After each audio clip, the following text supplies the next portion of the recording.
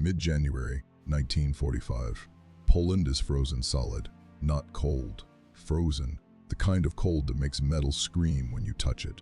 The kind that turns breath into smoke and fingers into useless stumps. In the middle of a snow-choked field stands an American soldier. He's alone, no unit, no flag, no helmet, just a torn coat, hollow cheeks, and a pack of Lucky Strike cigarettes held high above his head like an offering to the gods. Ahead of him, steel, a column of Soviet T-34 tanks, engines growling low, tracks chewing ice and mud, turrets slowly turning, guns that could erase him from history with a twitch of a finger.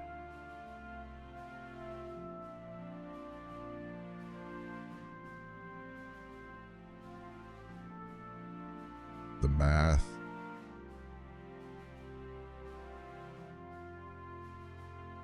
One wrong move, one wrong word, and he dies right here. Joseph Beyrle opens his mouth and shouts the only Russian words he knows. Amerikansky Tovarish, American comrade. The tanks stop, hatches creak open. Red Army soldiers climb out, weapons ready, eyes suspicious. To them, this could be a German trick, a spy, a madman. Beyrle expects a bullet, or a fist, or handcuffs. Instead, he meets the eyes of a 23-year-old widow in a tanker's jacket. And in that frozen Polish field, his fate and hers collide. Joseph Beyrle isn't supposed to exist. Back in Michigan, his parents have already buried him. They held a funeral, said prayers, folded the grief away and tried to live with it. Because as far as the U.S. Army was concerned, Joseph Beyrle was dead. He jumped into France with the 101st Airborne on D-Day.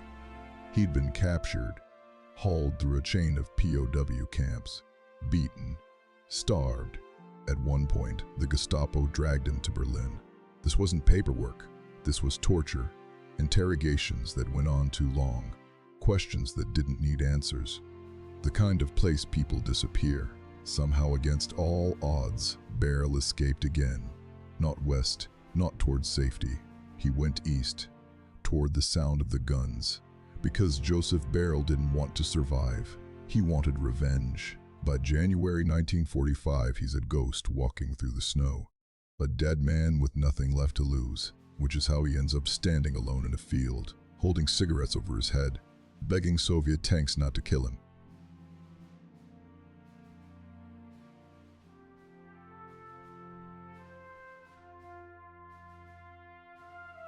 The Red Army soldiers surround him, rough hands, hard faces. Someone yells for a political officer, and here comes the problem. The commissar looks at Beyrle like a spreadsheet with too many errors. An American, in Poland, wearing rags, claiming he escaped the Germans. To the commissar, the solution is obvious. Arrest him, send him to the rear, let bureaucracy sort him out. That would have been the end of it. Paperwork has killed more soldiers than bullets. But then a woman steps forward. She's short, broad-shouldered, face lined far beyond her years, oil stains on her gloves, confidence in the way she stands, like someone who's used to men shutting up when she speaks. This is Alexandra Samusenko. She's 23 years old. She is the only female tank commander in the 1st Guards Tank Army, and she does not care about regulations. Samusenko looks at Beyrle not like a problem, but like a mirror. She's already lost everything. Her husband is dead. Her entire family is gone, burned out of the world by the war. At Kursk, she commanded a T-34 in the largest tank battle in history. She personally helped destroy 3 German Tiger tanks machines that were supposed to be unstoppable. She knows what desperation looks like, so when the commissar starts talking about protocols, she cuts him off. This American wants to kill Germans. So do I. That's enough. She overrules the commissar, flat out. No debate. And then she does something no one expects. She doesn't just save Beyrle from arrest. She gives him a weapon. She gives him a PPSH-41 submachine gun, a bullet hose that rattles your teeth when it fires. And then she points to a tank. An American-made Sherman, shipped to the Soviets under Lend-Lease. She hands an American paratrooper a Soviet crew and an American tank, and tells him to climb aboard. For Joseph Beyrle, It's the first time in months someone has trusted him with anything. The image alone is insane. An American paratrooper officially dead riding into combat on a Soviet tank, heading west toward Berlin. History teachers don't prepare you for that. They fight together for weeks. Beyrle rides the hull, jumps off when the shooting starts, clears buildings with the PPSH barking in his hands. German soldiers freeze when they hear him shout commands in English. At night they sit around fires. They drink vodka that burns like gasoline. No glasses, just bottles passed hand to hand. They eat buckwheat porridge that tastes like wet dirt. And somehow, it's the best meal Beyrole's had in months. He tells them about Michigan, about how he's already buried, about how his parents cried over an empty coffin. The tankers laugh until it hurts. A dead American fighting with us, they joke. A ghost who kills Germans. For a few weeks the war makes sense.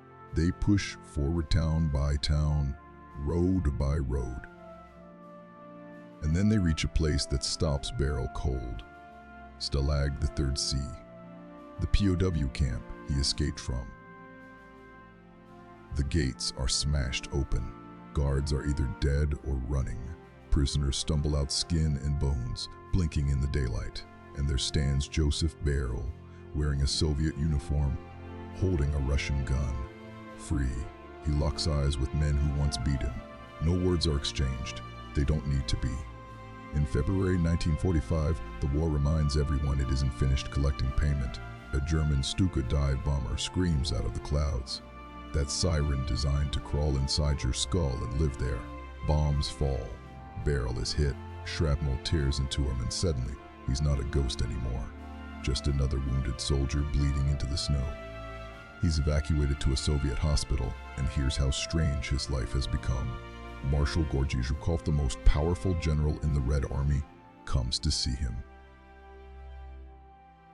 An American paratrooper, fighting with Soviet tanks. Zhukov listens, nods, makes a call. Soon Joseph Beyrle is on his way west, then south, then home. But Alexandra Samusenko stays. She pushes forward with her unit, because that's all she knows how to do. Then, on March 3, 1945, just 70 kilometers from Berlin, the war takes its cruelest turn. No German ambush, no Tiger tank, no artillery barrage. It's dark, a night movement, engines running, orders shouted. In the confusion, one Soviet tank lurches forward. Alexandra Samusenko is crushed beneath it. Killed instantly, she survived Kursk. She survived Tigers. She survived years of hell. She saved an American POW and died in a freak accident weeks before victory. Wars don't end cleanly. They don't stop on the day the shooting stops. They just go quiet. And in that quiet, the survivors finally hear everything they were too busy to feel. When Joseph Beyrle is finally back on American soil, people don't know what to do with him. On paper, he's a miracle. A POW who escaped. A paratrooper who fought twice. The only American known to have fought in combat with both the US Army and the Red Army. But miracles are awkward things. Some officers don't believe him at first. His file says killed in action. His parents already received the telegram. There's even a gravestone waiting for him. The math doesn't add up, so Beyrle tells the story. About the cigarettes, the tanks, the woman commander who didn't care about rules. Some nod politely, some smile, some clearly think he's exaggerating. Because how do you explain Alexandra Samusenko to people who've never seen everything burn? Alexandra Samusenko doesn't fit the story the world likes to tell about World War II. She wasn't propaganda. She wasn't a mascot. She wasn't a symbol trotted out for morale. She was a tank commander. Because she was good at it. She fought because everyone she loved was already gone. There was nothing romantic about her war. No speeches, no medals waved in front of cameras, just steel, noise, fear, and forward motion. At Kursk, when German Tigers rolled towards Soviet lines like armored gods, she didn't freeze. She maneuvered. She closed distance. She fought smart. That's the part people forget. Courage isn't screaming and charging. It's staying functional when everything inside you wants to shut down. When she saw Joseph Beyrle, she didn't see an American. She didn't see a problem. She saw someone the war had stripped bare, and instead of sending him away, she pulled him closer, because war recognizes its own. For Beyrle, those weeks with Samusenko and her crew weren't just combat, they were permission. Permission to stop running. Permission to stop surviving. Permission to fight back. Think about the irony. An American soldier, brutalized by the Gestapo, escapes east and finds humanity inside a Soviet tank unit. They joke, they share food, they complain about officers, they drink too much, they fight too hard. For a brief moment, the world makes sense again. There's an enemy, there's a direction, there's a reason to wake up tomorrow. That's rare in war, that's priceless. Alexandra Samusenko dies when the end is already visible. Berlin is close enough to taste. The German army is collapsing. The outcome is no longer in doubt.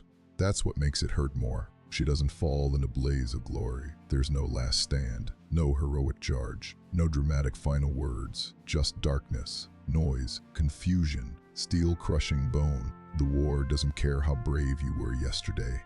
It doesn't care how close you are to the finish line.